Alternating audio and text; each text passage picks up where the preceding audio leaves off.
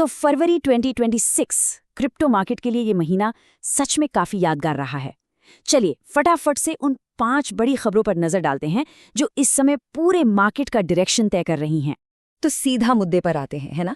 इस वक्त मार्केट में एक बहुत बड़ा सवाल घूम रहा है, वो ये कि जब हर कोई मतलब आम निवेशक घबराकर अपना माल बेच रहा है, तो ये जो बड़े बड़े खिलाड़ी हैं जिन्हें हम वेल्स कहते हैं, वो आखिर चुपचाप खरीद क्यों रहे हैं।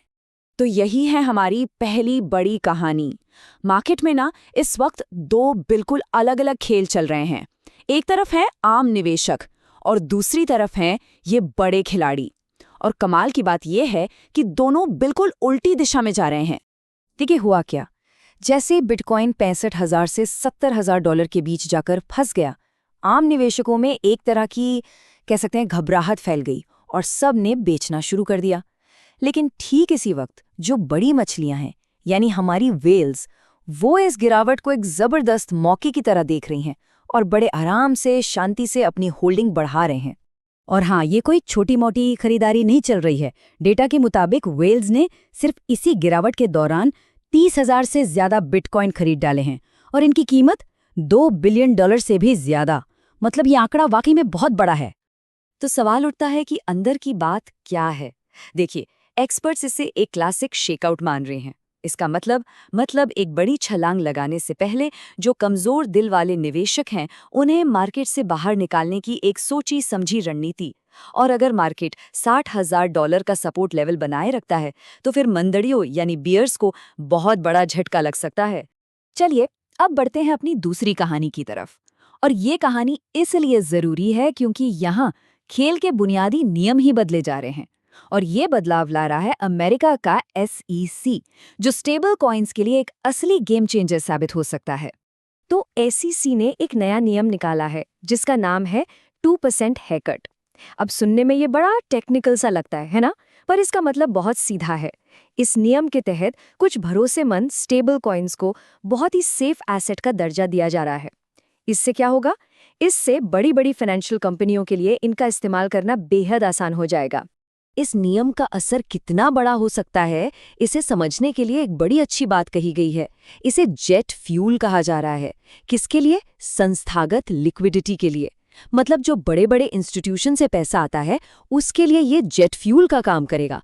सोचिए क्रिप्टो स्पेस में कितना पैसा आ सकता है। तो सबसे ज़रूरी बात जो समझने वाली है वो ये है कि ये जो नया नियम है ये ट्रेडिशनल फाइनेंस यानी ट्रैडफाई और डिसेंट्रलाइज्ड फाइनेंस यानी डीफाई की दुनिया को इतनी तेज़ी से एक कर रहा है जितनी किसी ने कल्पना भी नहीं की थी। सच कहें तो इन दोनों दुनियाओं के बीच की दीवारें अब गिर रही हैं। अच्छा, अब एक ऐसी कहानी की बात करते हैं जिसमें ड्रामा है, पैसा है, टेक्नोलॉजी है, मतलब पूरा मसाला है। ये कहानी है यूट्यूबर लोगन पॉल और उनके $16 मिलियन के एक पोकेमॉन कार्ड की। और इस कहानी ने एक टोकनाइजेशन का एक कह सकते हैं स्याह पहलू दुनिया के सामने ला दिया है। पहली नज़र में तो ये एक ज़बरदस्त रिकॉर्ड तोड़ने वाली सेल लगती है, लेकिन रुकिए ज़रा, इस कहानी में एक बहुत बड़ा ट्विस्ट है जो इसे एक मामूली सेल से कहीं ज़्यादा एक बड़ा विवाद बना देता है। तो हुआ ये कि कुछ निवेशकों ने एक बहुत ही रेयर पोकेमॉन कार्ड के टोकनाइज्ड हिस्से मतलब छोटे छोटे शेयर्स खरीद लिए। लेकिन असली खेल यहाँ था। आरोप यह है कि उस सौदे में एक बायबैक क्लॉज छुपा हुआ था जिससे लोगन पॉल को यह अधिकार मिल गया कि वो उन सभी हिस्सों को पुरानी कीमत पर ही वापस खरीद सकते हैं। और फिर क्या था, इसके ठीक बाद पॉल ने वही पूरा कार्ड $16.5 मिलियन की रिकॉर्ड कीमत पर बेच दिया। अब ये सिर्फ कोई सेलिब्रिटी गॉसिप का मामला नहीं है। असल में ये पूरा केस रियल वर्ल्ड एसेट्स यानी RWA की कानूनी उलझनों के लिए एक बहुत बड़ी केस स्टडी बन चुका है। और पूरी उम्मीद है कि इस घटना के बाद टोकन वाले कलेक्टिबल्स के लिए नए और सख्त नियम बनाए जाएंगे। चलिए इस ड्रामे से आगे बढ़ते हैं और अब भविष्य की टेक्नोलॉजी पर एक नज़र डालते हैं। यहाँ 2 बहुत बड़े ट्रेंड्स देखने को मिल रहे हैं। पहला है AI एजेंट्स का और दूसरा है बड़े बड़े बैंकों का क्रिप्टो में गहरा इंटरेस्ट। अभी हाल ही में जो ईथ डेनवर इवेंट हुआ, वहाँ सारी बातचीत का सेंटर पॉइंट था एजेंटिक AI। अब ये क्या है? ये ऐसे AI प्रोग्राम है जो खुद ब खुद बिना किसी इंसान की मदद के एक दूसरे को स्टेबल कॉइन्स में पेमेंट कर सकते हैं। मतलब ये वाकई भविष्य की एक झलक है। और यूजर ओन्ड एआई के इस नए दौर में नियर प्रोटोकॉल और बिट टेंसर जैसे प्रोजेक्ट्स लीड कर रहे हैं। सीधी सी बात है, अगर किसी की नज़र एआई और क्रिप्टो के इस मिलन पर नहीं है तो शायद वो गेम में थोड़ा पीछे रह गए हैं।